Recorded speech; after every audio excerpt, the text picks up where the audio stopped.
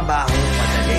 Wala kang karapatang maliitin yung trabaho ng iba. Yung iba sasabihin, gwardiya lang naman yan, rider lang naman yan, construction worker lang naman yan, gasoline boy lang naman yan, fast food crew worker lang naman yan.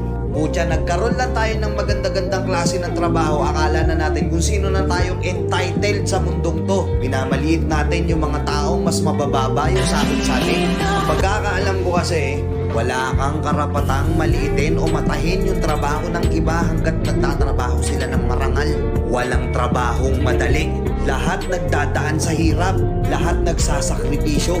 Kaya kung iniisip mong porket maganda-ganda yung trabaho mo't malaki-laki yung sinasahod mo, mamaliitin mo na yung mga trabaho ng mga taong nagtatrabaho na mas maliit yung sahod sa'yo. Mag-isip-isip ka.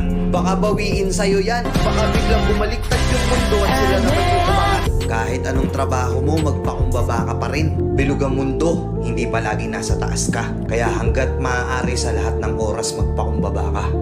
Diba? May kilala pa kayong ganito? Minsan na rin pa kayong nilait ng mga ganitong klaseng tao?